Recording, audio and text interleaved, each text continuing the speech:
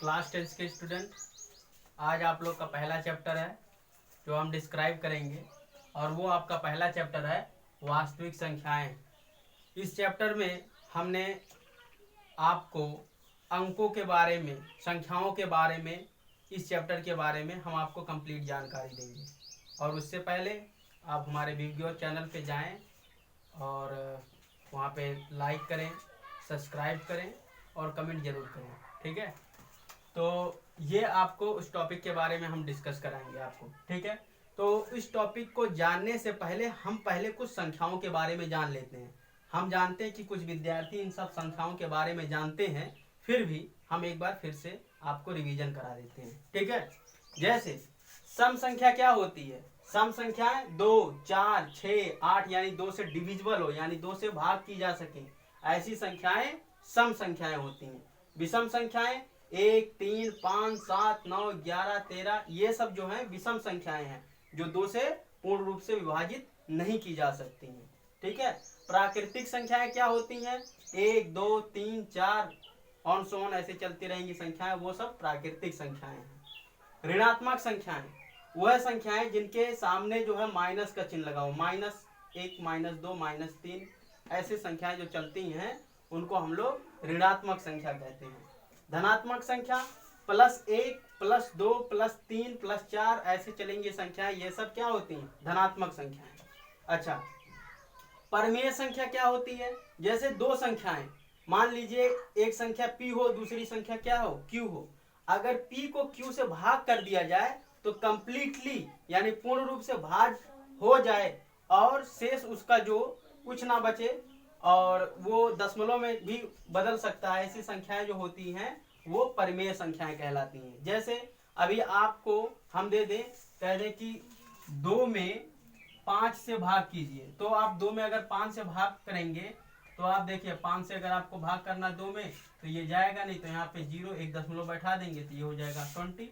5 से डिवाइड करेंगे तो ये कितना हो जाएगा? 5 4 जा 20, कैंसिल आउट हो गया, तो ये पूर्ण रूप से कट गया। तो ऐसी संख्याएं जो होती हैं उनको कहा जाता है क्या? परमीय संख्याएं, ठीक है। अपरिमेय संख्या वह संख्याएं जो p और q के फॉर्म में होती हैं, ये भी संख्याएं p और q के फॉर्म में होती हैं परंतु पूर्ण रूप से भाग नहीं हो पाता है, इनका पूर्ण रूप से मान नहीं निकलता है। समझ आई बात? जैसे हम आपको एक एग्जांपल के लिए √3 का मान जो होता है 1.7324 ऐसे ऑन सॉन चलते रहता है, ये कंप्लीटली डिविजिबल नहीं है, इसलिए ये ऐसी संख्याएं जो होती हैं अपरिमेय संख्याएं कहलाती हैं। अच्छा, पूर्णांक क्या होता है? वो संख्याएं जिसमें कभी भी फ्रैक्शनल नहीं होता, यानी कोई भाग नहीं होता है, ऐसी संख्याएं जो होती हैं वो पूर्ण अंक होती हैं। 0 भी एक पूर्ण अंक है, ये 1 भी पूर्ण अंक है, -1 भी एक क्या है? एक पूर्ण अंक है, इसको कहीं पे फ्रैक्शनल नहीं किया गया, यानी भाग नहीं किया गया है। ऐसी संख्याएं जो होती हैं वो पूर्णांक संख्याएं होती हैं। सम्मिश्र संख्याएं यानी इंग्लिश में इसको कॉम्प्लेक्स नंबर कहते हैं। यहाँ पे i² बराबर -1 होता है, 3i + 2 ये जो सारी संख्याएं होती है जिसमें i का फॉर्म होता है या उसके अगर i के फॉर्म में वो सारी संख्याएं चलती हैं उसको कहा जाता है सम्मिश्र संख्याएं। समझ में आई बात? तो इतनी सारी चीजें आप लोग को समझ में आ गई होंगी। अब मैं थोड़ा सा और आपको बेसिक नॉलेज दे देता हूँ, इसको मैं मिटा दे रहा हूँ।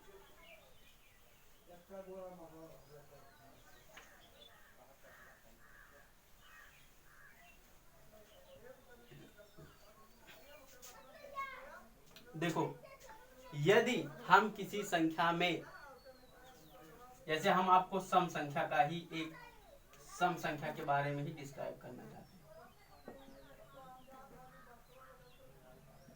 ठीक है। जैसे मान लीजिए कि हमारा कोई भी संख्या हो, अगर हम कोई भी हो, ये क्या है? सम संख्या है, ठीक है। और इसका मल्टीप्लाई हम किससे कर देते हैं? विषम संख्या से। विषम संख्या से किससे कर दिए? विषम संख्या से, ठीक है। एक और इसमें जो है अगर हम जोड़ देंगे क्या? सम संख्या। सम संख्या तो जो भी आएगा ये होगा हमारा क्या, सम संख्या ही होगा। समझ में आया? अगर मान लीजिए कि यहाँ पे कोई सम संख्या है, यहाँ पे 2 की जगह पे हम लोग सम संख्या लिख देते हैं, सम संख्या, सम संख्या गुणे विषम संख्या प्लस सम संख्या, तो क्या आएगा, सम संख्या। जैसे एग्जाम्पल के तौर पे सम संख्या हमारी क्या है, 2, विषम संख्या हमारी क्या है, 3, सम संख्या कितनी है, 2, तो 2 तिहाई 6, 6 प्लस 2 बराबर 8। आया समझ में? अच्छा, और कोई एग्जाम्पल ले लेते हैं। सपोज मान लीजिए सम संख्या कितनी है, 4, विषम संख्या 8 और सम संख्या कितनी है, 2, है ना, 4 विषम संख्या 8। अच्छा, विषम संख्या आप 7 मान लीजिए, ठीक है। तो 4 सते 28 प्लस 2 बराबर कितना होगा, 30। तो ये जो उत्तर होगा वो कितना होगा, सम संख्या कहलाएगा। समझ में आई बात? तो सम संख्या बराबर हम लोग लिख सकते हैं, सम संख्या, इसको मिटा दीजिए, सम संख्या गुणे विषम संख्या प्लस सम संख्या बराबर क्या होगा, सम संख्या होगा। आया समझ में? अच्छा, उसी तरीके से हम आपको बताते हैं विषम संख्या के बारे में। इसको सभी ने नोट कर लिया होगा।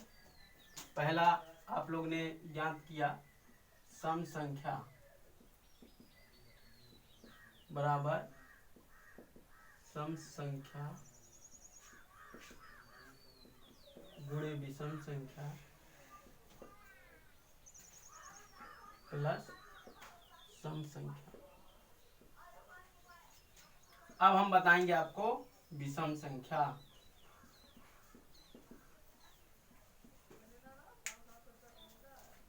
सम संख्या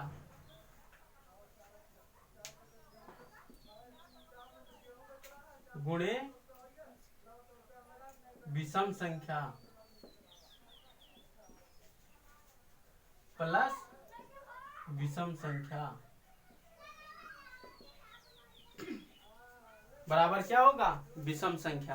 क्योंकि ये सब का एग्जाम्पल देख चुके हैं, इसका आपको दिखाते हैं। सम संख्या आपका कितना है, 2, विषम संख्या आपका कितना है, 3, विषम संख्या कितना है, 1, तो 2 तिहाई 6, 6 7, 7 क्या है, विषम संख्या। आया बात समझ में? तो आपने समझा क्या, सम संख्या बराबर सम संख्या गुणे विषम संख्या प्लस सम संख्या बराबर सम संख्या होती है। विषम संख्या बराबर सम संख्या गुणे विषम संख्या प्लस विषम संख्या बराबर विषम संख्या होती है। ये आया समझ में? अब दूसरा चीज, तीसरा नंबर, सम संख्या गुणे विषम संख्या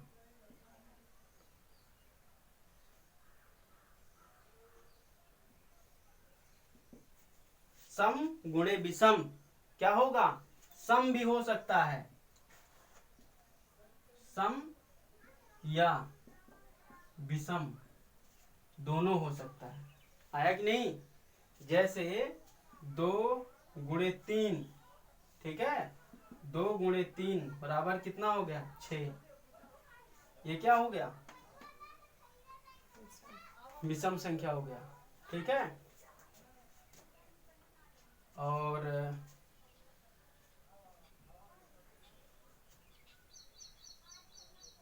9 गुणे 8 ये कितना हो गया, सम संख्या हो गया। 9 गुणे 8 ये विषम हो गया, ये सम हो गया, तो ये हो गया आपका विषम संख्या। आया समझ में? 1 गुणे 4 ये भी आपका क्या होगा, सम संख्या होगा। तो कहने का मतलब मेनली क्या हो रहा है, अगर सम संख्या गुणे विषम संख्या करेंगे तो आपको क्या मिलेगा, सम संख्या ही मिलेगा। सम संख्या गुणे विषम संख्या बराबर क्या मिलेगा आपको, सम संख्या मिलेगा। समझ आई बात? अच्छा, चौथा नंबर आपको बता देते हैं,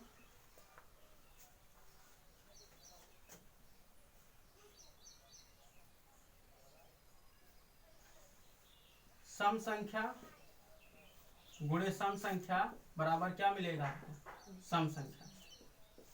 चलिए ठीक है, बहुत सारी चीजें हैं, इन सबको नोट कर लीजिएगा, ठीक है, ये आपको आगे काम में देंगे। सम संख्या इक्वल टू सम संख्या गुणे विषम संख्या प्लस सम संख्या बराबर सम संख्या होती है, विषम संख्या बराबर सम संख्या गुणे विषम संख्या प्लस विषम संख्या होती है। ये दो चीज आप लोग क्लास 10th में बहुत अच्छी तरीके से नोट कर लीजिएगा, क्योंकि इस चैप्टर में बहुत प्रयोग होगा। ये बाकी आप लोग जनरल नॉलेज के लिए ठीक है। ठीक है, इसको मैं मिटा दे रहा हूँ।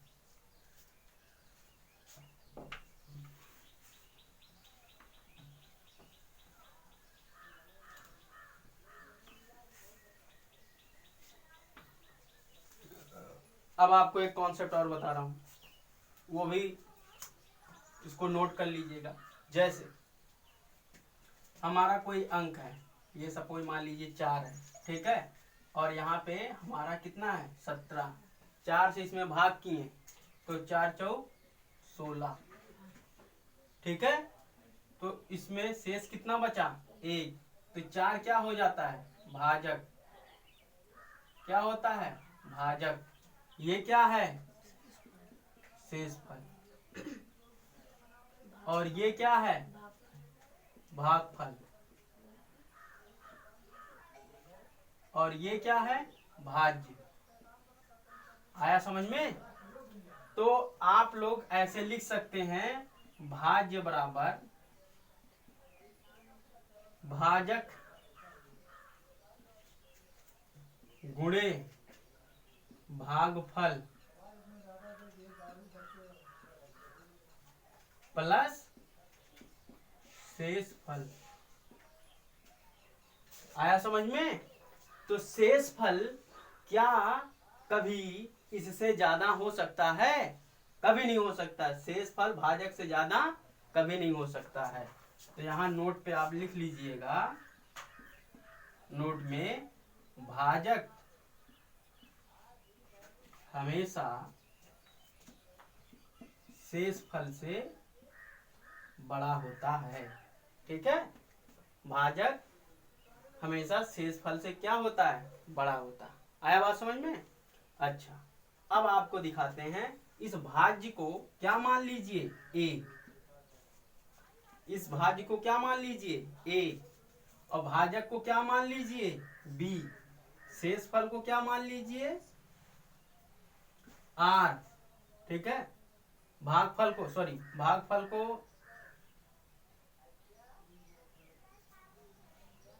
को क्या मान लीजिए q, भाजक को क्या मान लीजिए b, और शेषफल को क्या मान लीजिए r।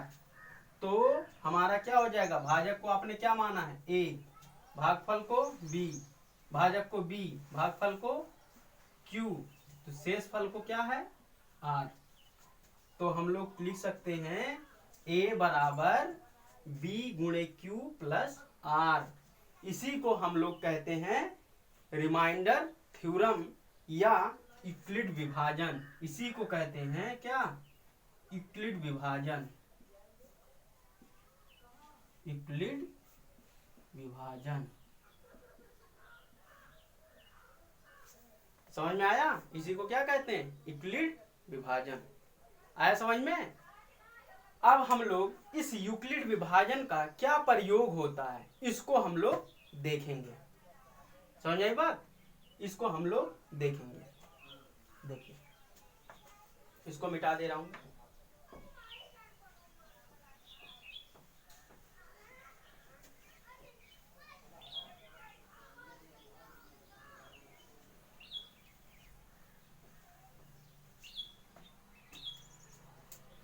तो यूक्लिड विभाजन मैं टॉपिक का नाम दे रहा हूं।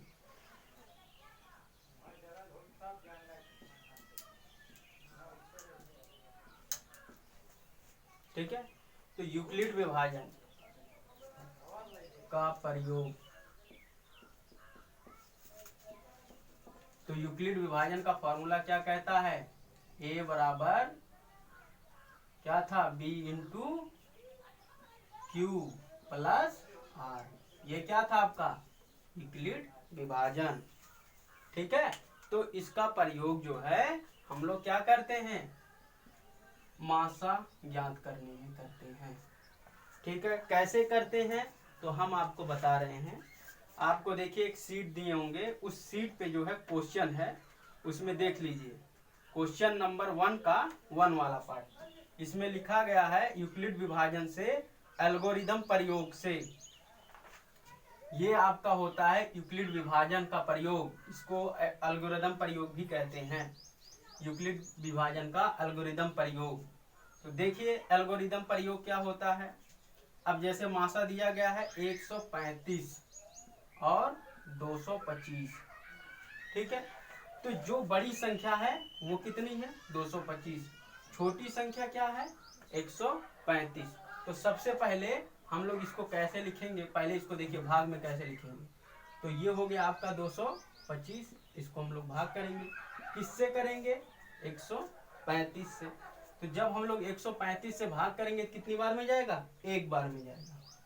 तो एक बार में गया तो ये हो गया आपका 135, यहाँ पे आ गया 0, यहाँ 12 गया,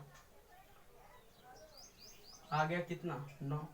तो देखिए आपका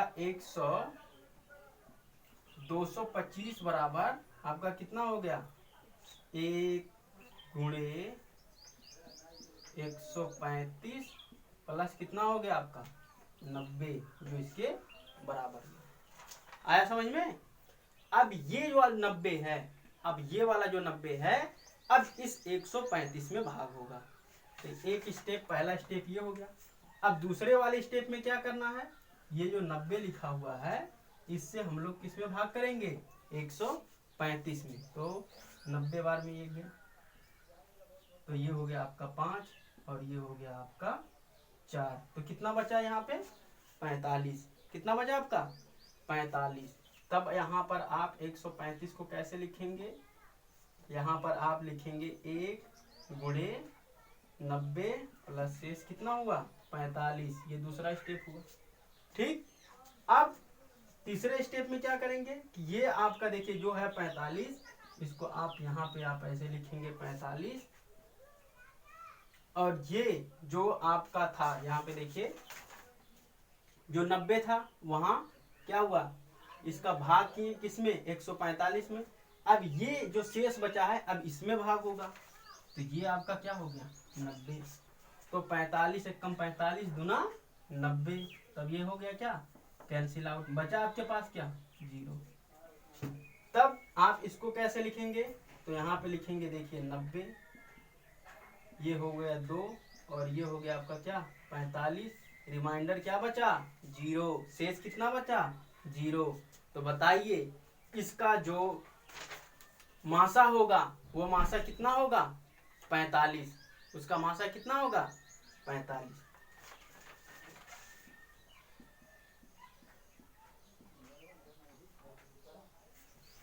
समझ बात, इसका मासा कितना होगा 45।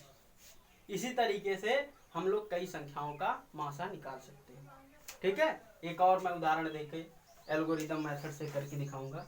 उसी सीट में दूसरा क्वेश्चन है, दूसरा नहीं दूसरा आप कीजिएगा, तीसरा क्वेश्चन मैं करा रहा हूँ, मासा याद करना है इसी मेथड से। तो जब तक हमको डिवाइड कब तक करना है, जब तक यहाँ पे r की वैल्यू 0 ना हो जाए तब तक हम लोग को इसमें क्या करना है भाग करना है। समझ आई बात।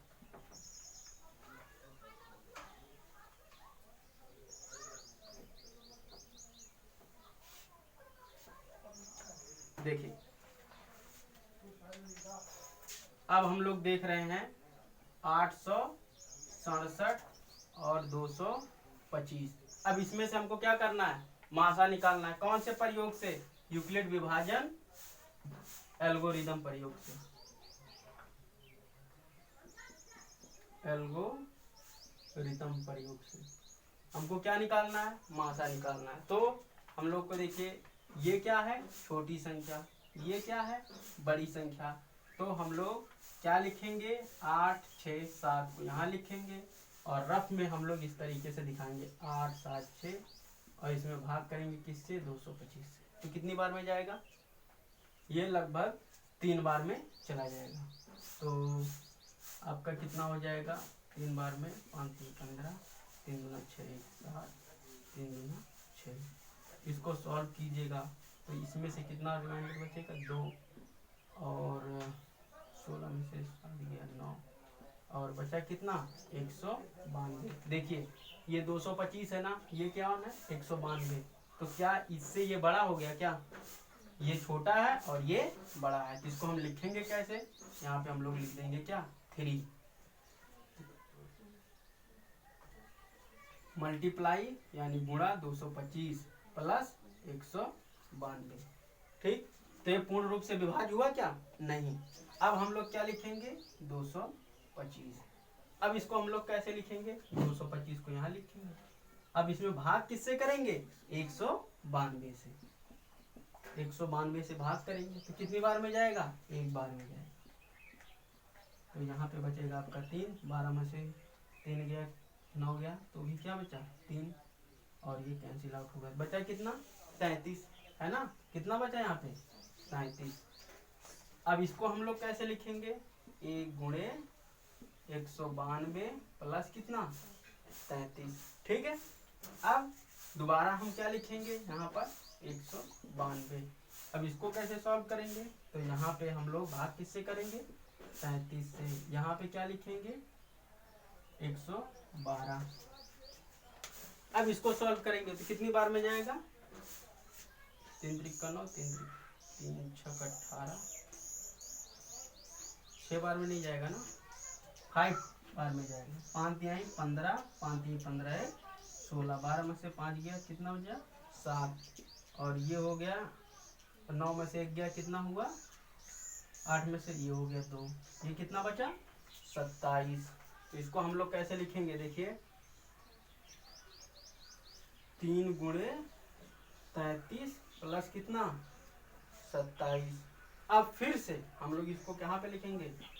27, है ना? अब इसको हम लोग क्या लिखेंगे? सॉरी 33। 5 अब ये है आपका क्या? 33। अब इस 33 को हम लोग कैसे लिखेंगे? यहाँ पे मैं दिखा दे रहा हूँ। 33 को यहाँ पर आप लिखेंगे भागे 27, यहाँ क्या लिख देंगे? 37। कितनी बार में गया? एक बार में। तो ये आपका कैंसिल आउट हो गया, तो बचा कितना? 13 में से 7 गया 6, तो ये बचा 6। तो अब इस 6 को हम लोग कैसे लिखेंगे? ये देखिए 1 गुणे 27 प्लस 6। अब फिर से हम लोग 27 यहाँ पे लिखेंगे और इसको हम लोग सॉल्व करेंगे तो 6 बार में जाएगा, तो ये हो गया आपका 27, 6 चौक 24, तो बचा कितना? 3। ठीक है, अब इस 3 को हम लोग कहाँ पे लिखेंगे? ये हो गया आपका 4, ये हो गया 6, और ये हो गया क्या? 3। अब हम लोग किसको लिखेंगे? 6 को। तो 6 को जब लिखेंगे 3 भागे 6, 3 दूना 6, कैंसिल आउट हो गया ना, बचा क्या आपके पास? 0। तब देखिए आपने लिखा 2 और यहाँ पे लिखा 3, यहाँ पे लिखा 0। अब ऐसे केस में ये आपका क्या हो गया? मासा हो गया। 3 क्या हो गया? मासा। तो 8 6 7 कामा 225 का मासा क्या होगा? 3 होगा। आया समझ में कि नहीं आया? हम लोग कब तक इसको सॉल्व करेंगे? जब तक आखिरी में इसको कहाँ 0 ना आ जाए। कहाँ पर? r की जगह पे। देखो r की जगह पर 0 ना आ जाए, तब तक हम लोग इसको क्या करेंगे? सॉल्व करेंगे। समझाई बात? दिख रहा है सब कुछ? चलो ठीक है। ये चीज समझ में आया कि नहीं आया? आगे सीट में भी बहुत सारी प्रॉब्लम्स है, उसको भी हम लोग सॉल्व करेंगे। ठीक है, आया समझ में? इसको मिटा दे रहे हैं।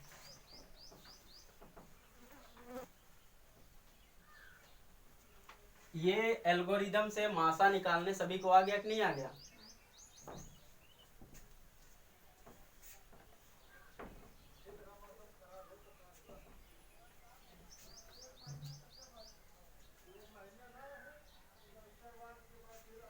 अब देखिए दूसरा क्वेश्चन है इसी सीट में, और बाकी क्वेश्चन नंबर 2 आप लोग होमवर्क में कर लीजिएगा, नहीं होगा तो मैं कल डिस्कस करा दूंगा। दूसरा क्वेश्चन है, दर्शाइए कि कोई भी धनात्मक विषम पूर्णांक 6q + 1 या 6q + 3 या 6q + 5 के रूप में होता है जहां पर q कोई पूर्ण अंक है।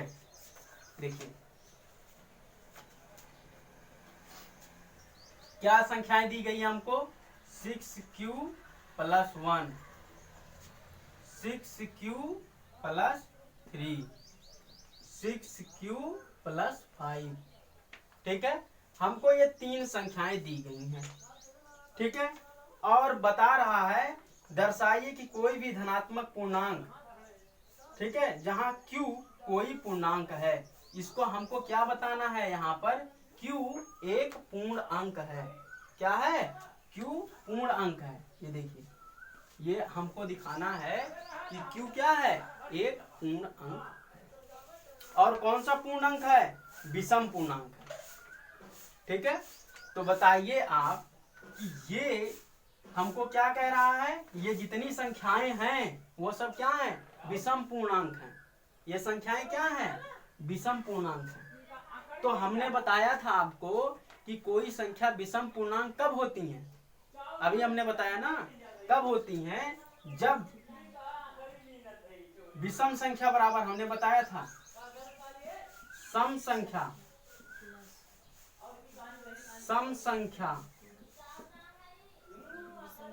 गुणे विषम संख्या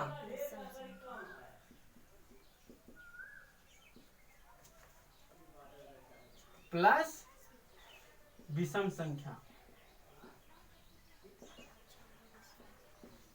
यही हमने बताया था ना। हम ये कह रहा है कि ये सब विषम संख्या है। और देखिए, जब ये विषम संख्या है तो बताइए 6 क्या है? सम संख्या है। 1 क्या है? विषम संख्या है। q क्या होगा? विषम संख्या होगा कि नहीं होगा? तभी ना ये विषम होगा। तो q क्या है? विषम संख्या है। अच्छा, अगर ये विषम संख्या है, हमको विषम संख्या प्रूफ नहीं करना है, हमको ये प्रूफ करना है कि ये जो q है वो पूर्ण अंक है कि नहीं है। हमको ये सिद्ध करना है। तब हम लोग मान लेते हैं कि a बराबर 6q + 1 एक क्या है? विषम संख्या है। ये क्या है? माना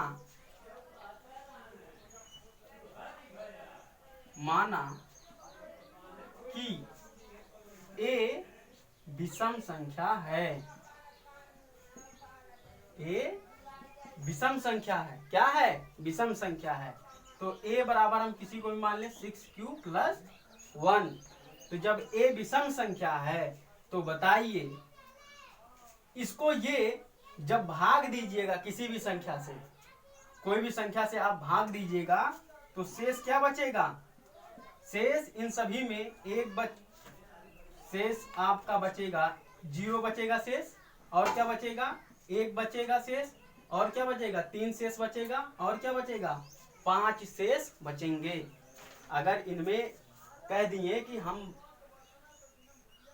ये एक विषम संख्या है, ठीक है, ये पूरा सब ये विषम संख्या, ये भी विषम संख्या, ये भी विषम संख्या है। अगर हम लोग इसमें किसी सम संख्या से भाग देंगे, ठीक है, सम संख्या से भाग देंगे तो ये कैंसिल आउट हो जाएगा 6। ठीक है, जब 6 कैंसिल आउट हो जाएगा, ये विषम संख्या है, तब ये क्या बचेगा? आपके पास q बचेगा ना। तो ये q क्या होगा? ये कब बचेगा? जब आपका शेष 0 बचेगा, 1 बचेगा, 2 3 बचेगा और 5 बचेगा। तो जब शेष इसमें से विषम संख्या निकल जाएगा, ये 0 1 3 5 ये क्या है? विषम संख्या है। अगर ये सब निकल जाएगा तो सम संख्या आपका कितना है? 6 है ना। सम संख्या क्या है? 6 है ना। तो q क्या बचेगा? एक विषम संख्या बचेगी ना। और वो विषम संख्या क्या होगी? पूर्ण संख्या हुई कि नहीं हुई? तभी ना होता है, तभी तो हम लोग ये नियम लगेगा a बराबर b इंटू q + r। ये तभी तो हम लोग सिद्ध कर पाएंगे, क्योंकि ये सारी शर्त किसके लिए थी? ये सारी शर्त पूर्ण अंक के लिए थी, जहां पर a भी क्या था? पूर्ण अंक था। b भी क्या था? पूर्ण अंक था। r भी क्या था? पूर्ण अंक था। तो इसके लिए आपका ये जो q वाला हिस्सा होगा ये भी एक पूर्ण अंक होगा। पूर्ण अंक। क्यों पूर्ण अंक है? क्योंकि किसी नोट करके लिख लीजिए, किसी संख्या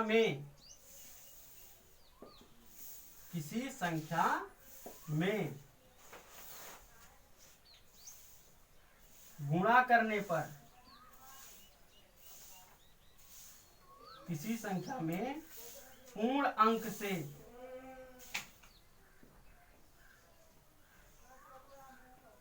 गुणा करने पर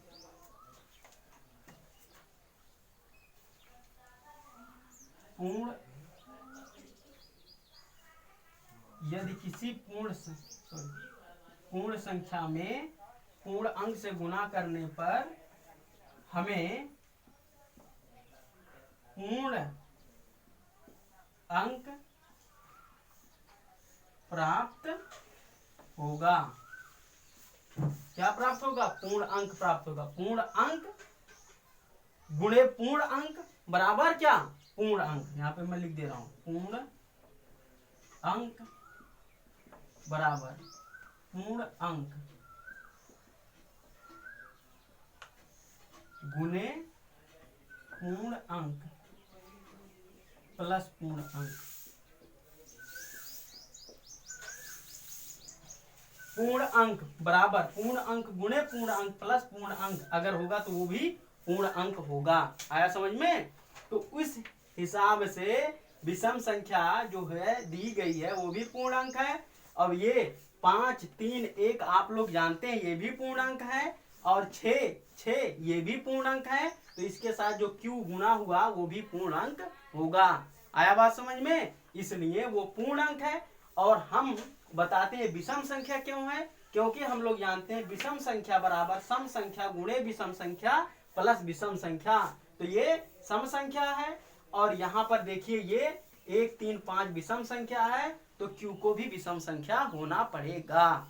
तो पता चला आपको क्यों q जो है विषम संख्या है और पूर्णांक है। आया समझ में? अच्छा, अब हम लोग ये तो क्वेश्चन हम लोग डिस्कस किए दूसरा नंबर सीट का।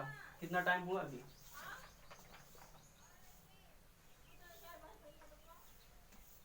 – 32 मिनट हुआ है। क्वेश्चन और लग जाएगा, इसको मिटा देंगे।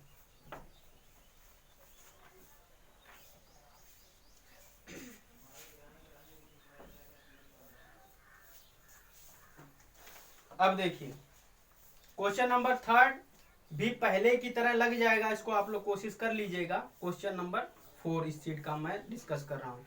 यूक्लिड विभाजन से प्रमेयिका का प्रयोग करके दर्शाइए कि किसी धनात्मक पूर्ण वर्ग किसी पूर्णांक m के लिए 3m तथा 3m के रूप का होता है। देखिए हमको कितनी संख्याएं दी गई हैं? 3 संख्याएं। m दिया गया है, 3m दिया गया है, और क्या दिया गया है? 3m + 1। ये 3 संख्याएं दी गई हैं। इनका कह रहा है इन सभी का वर्ग निकालिए। इन सभी का वर्ग निकालिए, और किस विभाजन, किस प्रयोग से निकालिए? यूक्लिड विभाजन प्रयोग से निकालिए। ठीक है, इसका मान जो है यूक्लिड विभाजन के प्रयोग से निकालिए। जो इसका रूप है वही इसका रूप होगा, वही इसका रूप होगा।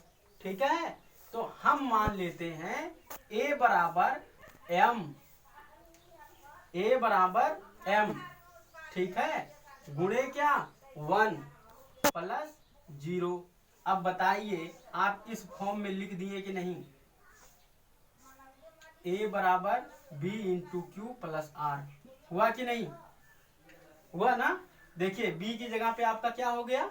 m, 1 की जगह पे क्या हो गया? q, 0 की जगह पे क्या हो गया? r ना? अच्छा, इसको भी आप लोग अगर दर्शा सकते हैं तो ऐसे दर्शा दीजिए 3m गुणे m + 0। देखिए ये भी इस फॉर्म में आ गया कि नहीं आ गया? अच्छा, 3m + 1 ये तो स्वतः है ही, है कि नहीं? देखिए b की जगह पे आपका क्या हो गया? सॉरी, b की जगह पे आपका 3 हो गया, q की जगह पे आपका m हो गया, r की जगह पे क्या हो गया? 1 हो गया, है ना? अब इन सभी का क्या निकालना है हमको? वर्ग निकालना है। क्या निकालना है? वर्ग। तो देखिए हम इसका वर्ग करते हैं a का, a स्क्वायर करते हैं। तो देखिए m + 0 का अगर आप होल स्क्वायर करेंगे तो क्या आपको प्राप्त होगा? a² + m² + 0² + 2 into M into 0। जानते कि नहीं जानते हैं? A square plus B square plus 2ab। देखिए आपको क्या मिला, ए स्क्वायर बराबर M square plus 0 square plus 2m square. यही मिला कि नहीं मिला आपको? अच्छा, फिर इसमें आप लोग देखिए यही लगाइए, ए स्क्वायर बराबर, यहाँ पे इसको आप लोग ए ना मान के चलिए हम एक्स मान लेते हैं। एक्स बराबर 3m गुणे 1 प्लस 0। अब इसमें भी हमको इसका स्क्वायर करना पड़ेगा, तो एक्स स्क्वायर बराबर हम लोग क्या लिख सकते हैं, 3m प्लस 0 का होल स्क्वायर। तो बराबर देखिए आपको क्या मिलेगा, 3m का होल स्क्वायर प्लस 0 का स्क्वायर प्लस 2 इंटू 3m गुणे 0। मिला कि नहीं मिला? अच्छा, अब इसका देख लीजिए आप लोग, इस वाले हिस्से का, तो ये है आपका y। 3m प्लस 1 का होल स्क्वायर कर दीजिए, तो देखिए आपको क्या मिलेगा, 9m स्क्वायर प्लस 1 का स्क्वायर प्लस 2 गुणे 3m गुणे 1। तो अब बताइए आप लोग, इन सभी का मान अलग अलग है, पर इसका रूप देखिए सभी का एक जैसा है कि नहीं है। यहाँ m स्क्वायर है, यहाँ पे 3m के ऊपर स्क्वायर है, यहाँ 9m स्क्वायर है, ठीक है। यहाँ 0 का स्क्वायर है, यहाँ 0 का स्क्वायर है, यहाँ 1 का स्क्वायर है, यहाँ पे 2m 0 है, यहाँ पे 2m 0 है, ठीक है। यहाँ पे 2 3m, ये सारे रूप एक हैं परंतु मान सबका अलग अलग है। तो हमको यही सिद्ध करने के लिए भी कहा गया है कि किसी भी धनात्मक पूर्ण अंक का विभाजन वर्ग किसी पूर्ण अंक के लिए एक रूप में होता है। तो देखिए एक ही रूप में है ना सभी, ये सिद्ध हुआ कि नहीं हुआ? इस तरीके से आप इसको करके दिखा दीजिएगा, कह दीजिएगा देखिए सभी का एक ही रूप है। समझ में आई बात? सभी किस रूप में है? सभी देखिए fx बराबर A square plus B square plus 2ab के रूप में है कि नहीं है? देखिए